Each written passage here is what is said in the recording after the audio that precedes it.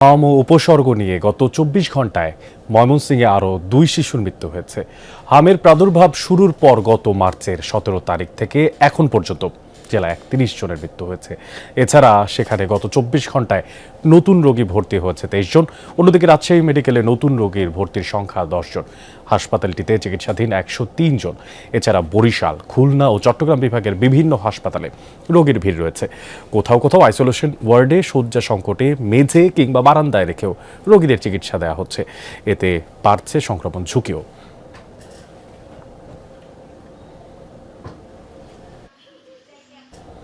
হামের পরিস্থিতি নিয়ে কথা বলছিলাম। এবার রাজশাহী থেকে এই পরিস্থিতি, হামের পরিস্থিতি নিয়ে বিস্তারিত জানানোর জন্য আমাদের সঙ্গে যুক্ত করে নিচ্ছি সহকর্মী তারেক মাহমুদকে।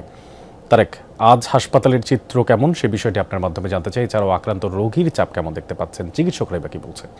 অনেক আক্রান্ত যে রোগীর সেই চাপটি কিন্তু অনেকটাই কমে এসেছে গত কয়েক মাস থেকে, এবং গত মাস এবং এই মাসে কিন্তু আমরা দেখতে পাচ্ছি রোগীর চাপ এবং মৃত্যুর সংখ্যা অনেকটা কম। রাজশাহী মেডিকেল কলেজ হাসপাতালে প্রথম অবস্থায় হামের রোগীর যে চাপ সেটি কিন্তু রাজশাহী মেডিকেল কলেজ কর্তৃপক্ষ সামাল দিতে না পারলেও আমরা দেখেছিলাম যে অতিরিক্ত চাপের কারণে আইসিইউতে এবং বেড যে ওয়ার্ডগুলোতে মেঝেতে এবং বারান্দায় কিন্তু বেডে জায়গা না থাকায় ঠাসাঠাসি করে কিন্তু চিকিৎসা নিতে হয়েছে।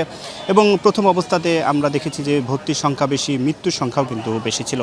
এখন কিন্তু সেটি অনেকটাই কমে এসেছে। এর কারণ হিসাবে চিকিৎসকরা যতটুকু বলছেন যে রাজশাহী বিভাগে প্রায় ২০,৭১,০০০-এর বেশি হামের যে বিশেষ টিকা সেটি কিন্তু রাজশাহী বিভাগে দেওয়া হয়েছে।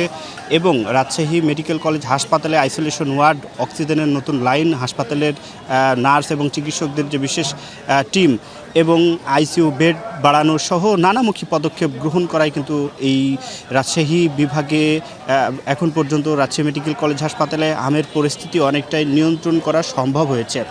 এবং আগে আমরা প্রতিদিনই দেখতাম ২ জন, ৩ জন, ৪ জন করে কিন্তু রুগী মারা যেত। এখন কিন্তু সেটি অনেকটাই কমে এসেছে। গত প্রায় ৬-৭ দিন থেকে কিন্তু মৃত্যুর যে ঘটনা সেটি কিন্তু নেই। এবং এখন পর্যন্ত রাজশাহী মেডিকেল কলেজ হাসপাতালে ৩টি ওয়ার্ডে আইসোলেশন ওয়ার্ড ১০-২৪ নম্বর ওয়ার্ডে ১০৩ জন রুগী কিন্তু ভর্তি রয়েছেন। এবং এখন পর্যন্ত রাজশাহী মেডিকেল কলেজ হাসপাতালের পরিস্থিতি যদি বলি, নানামুখী পদক্ষেপ গ্রহণ করাই কিন্তু অনেকটাই স্বাভাবিক হয়ে এসেছে। অনেক